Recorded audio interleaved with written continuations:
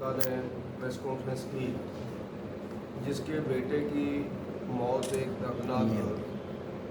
तरीके से पिछले साल 10 सितंबर रात को लगभग 11 बजे एक एक्सीडेंट हमारे बरांगा एरिया में हुआ था, उसमें हुई थी जिसमें 5 नौजवानों की मौत हो गई थी। उनमें से एक व्यक्ति जो राजेंद्र जसवाल वो कालूवाड़ से थे, और दूसरे व्यक्ति स्लो से थे, और तीसरे व्यक्ति जलेड़ा से थे, चौथे व्यक्ति मजारा हिमाचल से थे, और 5वें व्यक्ति हाजीपुर पंजाब से थे। उस समय जब ये एक्सीडेंट हुआ था तो उस समय भी इसके ऊपर काफ़ी प्रश्न उठे थे, लेकिन 5 नौजवान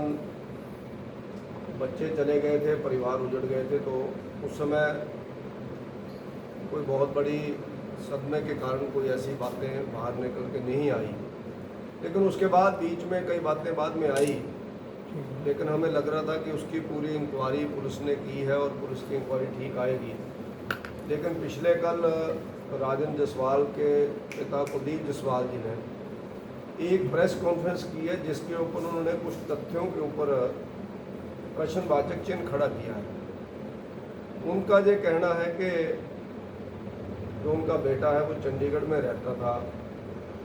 उसको जहाँ पर बुलाया गया और बुला करके लाल सिंगी गांव के एक होटल के अंदर कोई पार्टी हुई। उस पार्टी के अंदर कौन कौन लोग थे वो जिला प्रशासन की पुलिस बता सकती है कि कौन कौन लोग थे, वो किस चीज़ की वो पार्टी थी। और उस पार्टी के बाद वो 5 व्यक्ति और उनके साथ दूसरी गाड़ियों में अन्य व्यक्ति वो इधर संदोगढ़ की साइड गाड़ियों के अंदर निकले।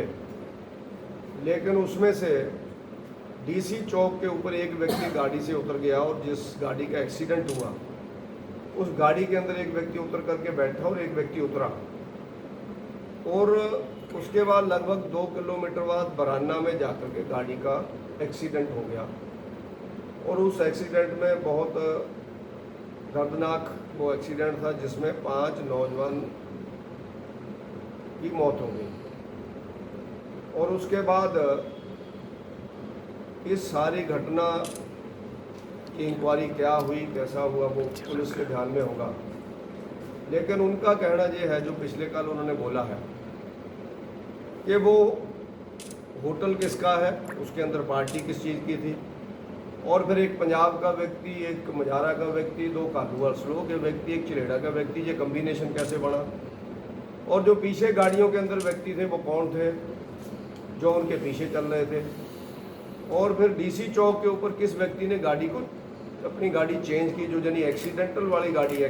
गाड़ी, उस गाड़ी में से उतर करके व्यक्ति पिछली गाड़ियों में आ गया, पिछली गाड़ी से एक व्यक्ति को उतार करके उसमें बैठाया गया,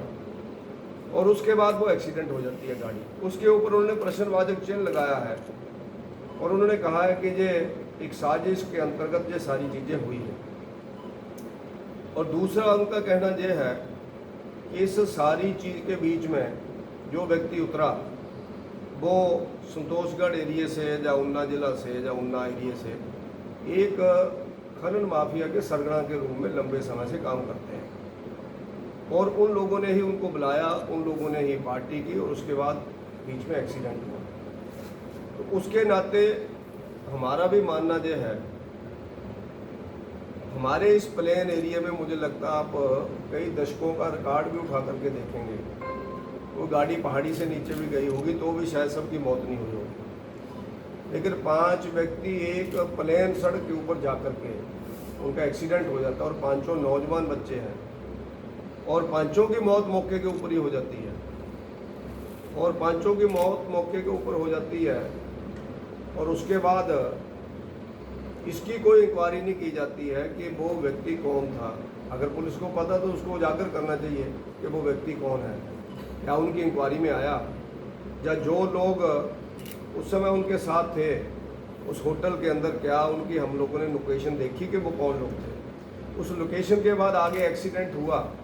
अगर वो एक्सीडेंट नेचुरल था तो उन लोगों ने भी कहीं ना कहीं एम्बुलेंस में फ़ोन किया होगा, जो सहयोगी होते हैं। मान लो उनके सहयोगी थे वो गाड़ियों के अंदर, ऐसा भी हम लोग मान लेते हैं। तो वो कौन थे, क्या उनकी फ़ोन कॉल्स देख करके क्या उनसे इन्होंने कोई बयान किया है? और उससे आगे उन अभागे पिताजी का कहना यह है कि मैंने 20 चिट्ठियां पुलिस के बड़े बड़े अधिकारियों को लिखी और व्यक्तिगत रूप से मिला, लेकिन उन अधिकारियों ने उन चिट्ठियों का कोई जवाब नहीं दिया। और उन चिट्ठियों के अंदर उनका कहना यह है कि मैंने तो नाम लिखा हुआ है कि किसकी इंक्वायरी इसमें होनी चाहिए, कौन व्यक्ति वो था, ऐसा उनको जानकारी है, क्योंकि और लड़कों ने उनको बताया होगा। वो बता सकते हैं कि उनको कहाँ से जानकारी है, तथ्य कहाँ से मिले। तो अगर वो उन्होंने चिट्ठियों में नाम उस व्यक्ति का लिखा है जो व्यक्ति ऐसी एक्टिविटीज़ में इन्वॉल्व था और वहाँ पर था, और उसके बाद वो कहाँ जा रहे थे, उनको इस एरिए में जाने की झलेड़ा वाले को, गालूवाल स्लो वालों को क्यों ले जाया गया उस एरिए में, क्या काम था उस समय रात को 11 बजे। उसके नाते जो इस एरिए के अंदर, जैसा मैं पहले भी पत्रकार वार्ता में बोलता हूँ, एक ऐसा माफिया यहाँ पर जिसको कहते हैं वेल ऑर्गेनाइज वे में रैकेट चला रहे हैं व्यक्ति, एक दो व्यक्ति संदोगढ़ एरिए में, वो व्यक्ति इस तरह की घटनाओं में समय समय पर इन्वॉल्व होते हैं। जो घटनाएं पीछे रायपुर सोड़ा में लड़ाई हुई जिसमें व्यक्ति की बाजू कटी, फिर शाम के टाइम पर जाकर के हॉस्पिटल में जब वो इलाज करवाने लोग आए, तलवार के साथ उनकी बाजू कटी, तो उसके ऊपर वहाँ फिर दूसरे लोगों के ऊपर अटैक हुआ, तो वहाँ व्यक्ति की आँख टूटी और पीजीआई गया, और वो व्यक्ति उसमें वो ही इन्वॉल्व है। उन लोगों ने बताया है, जहाँ तक मेरी जानकारी है, मैं पूरे नाम लेकर के आऊँगा उनके पिताजी से मिलकर के, किसका नाम है क्या है, और वो व्यक्ति ही इसमें इन्वॉल्व होंगे जो मुझे इसका शक लगता है, क्योंकि वो व्यक्ति बहुत लंबे समय पहले भी मर्डर का केस भुगत चुके हैं। जब वो छोटी उम्र में थे, मर्डर का केस उनके ऊपर बना था, छतरपुर टाटा के एक लड़के की मौत हुई। तो ये माफिया धीरे धीरे सरगना के रूप में आगे पनप रहा है। जो छोटा एक, जिसको हम कह सकते हैं कि छोटी घटनाओं से बड़ी घटनाओं की तरफ हम लोग बढ़ रहे हैं, तो उसके नाते मेरा भी ये प्रदेश सरकार से आग्रह है, निवेदन है कि इसकी विस्तृत जानकारी और इसकी विस्तृत इंक्वायरी गवर्नमेंट करवाए। और दूसरा, उसके ऊपर मेरा ये कहना है कि हमारे जो वर्तमान के डिप्टी चीफ मिनिस्टर हैं मुकेश अग्निहोत्री जी, जब ये घटना हुई थी उनका एक बयान आया था कि ये साजिश के अंतर्गत बच्चों की मौत हुई है, ऐसा उन्होंने उस समय बयान दिया था। उन्होंने कहा था कि पुलिस इसकी इंक्वायरी करे, और उसके बाद आप मान के चलो सितंबर के बाद अक्टूबर में कोड ऑफ कंडक्ट लग गया। उसके बाद गवर्नमेंट चुनाव में चली गई, फिर नई गवर्नमेंट आ गई दिसंबर में। अभी 7 महीने हो गए हैं। क्या डिप्टी चीफ मिनिस्टर साहब ने इस घटना के बारे में जो उस समय बयान दिया था, उनको इसकी विस्तृत इंक्वायरी अब अपनी गवर्नमेंट के अंदर करवानी चाहिए, और उनको विजिलेंस को दे करके, उनको सीआईडी का इनपुट ले करके, उनको डिस्ट्रिक्ट पुलिस का इनपुट ले करके, और उनकी जो डिटेल कॉल्स हैं वो ढूंढ करके उन व्यक्तियों की इंक्वायरी होनी चाहिए, उनके बयान लिए जाने चाहिए जो व्यक्ति उस समय इस सारी लोकेशन के अंदर रात को 11 बजे जिनके फ़ोन चल रहे थे। और ये तो श्योर मान के चलो जो पीछे गाड़ियों के अंदर थे उन्होंने फ़ोन किए होंगे, एम्बुलेंस तभी आई होगी, वो तो 5-6 व्यक्ति चले गए उसी समय। उनमें से तो कोई व्यक्ति बोलने की स्थिति में नहीं था। आप लोगों में से पत्रकार भी वहाँ पहुँच गए थे उस समय, जनता भी गाँव की पहुँच गई थी। तो ये तो मान के चलो कि किसने फ़ोन किया, वो व्यक्ति कौन है, कौन व्यक्ति है जिसने गाड़ी चेंज की और पिछली गाड़ी के अंदर आया। तो ये जो एक पूरे सरगना के रूप में एक पूरा जहाँ गिरोह बन रहा है, जिसका मैं बार बार बोलता हूँ, मैंने इलेक्शन से 4 महीने पहले भी बोलना शुरू किया था कि एक ऐसा होटल है जो पार्टियों का अड्डा बन गया है, और कुछ ऐसे लोगों को जिनको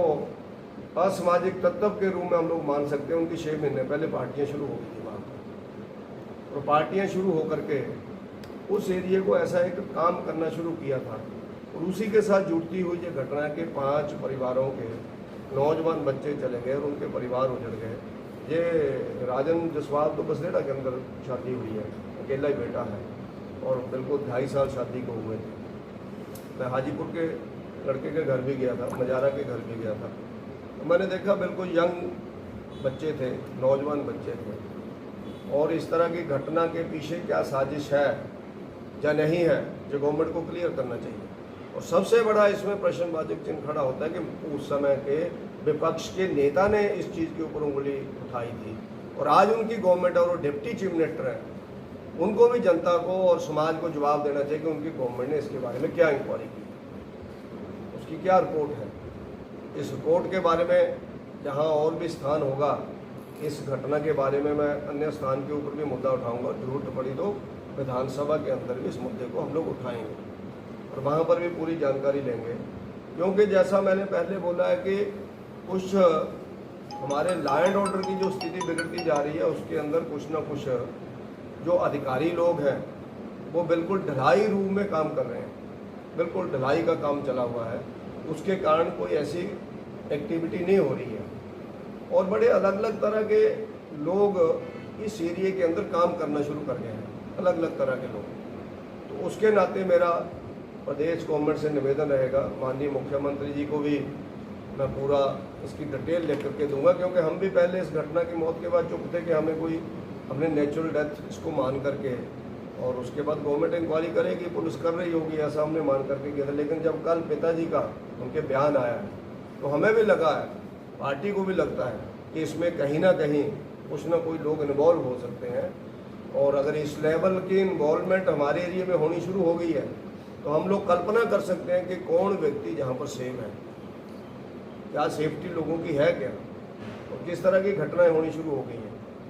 और इस तरह के जो धंधे होने शुरू हुए, इसकी डिटेल इंक्वायरी होनी चाहिए। इंक्वायरी होकर के कोई कल्प्रिट है तो उसको पकड़ा जाना चाहिए, अगर कोई निर्दोष है नहीं है तो फिर ठीक है, तो उसमें फिर जो भी पुलिस की रिपोर्ट के अंदर आता है। और उनके पिताजी ने कहा है कि सीबीआई की इंक्वायरी ये देनी चाहिए, तो पुलिस को अब गवर्नमेंट को जो डिसाइड करना है, आदरणीय डिप्टी स्पीकर साहब, डिप्टी चीफ मिनिस्टर साहब को डिसाइड करना है कि इस घटना को किस हद तक लेकर के जाना है। अब उनके अंदर एडमिनिस्ट्रेशन है,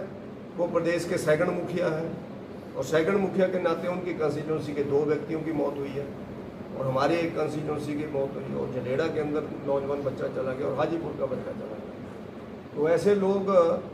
इस एरिया के अंदर अगर घटनाएं कर रहे हैं तो मुझे लगता है कि ये बहुत गलत है और उस पिताजी को, उनके परिवार को न्याय मिलना चाहिए, उन बच्चों को न्याय मिलना चाहिए, ऐसा मेरा मानना है।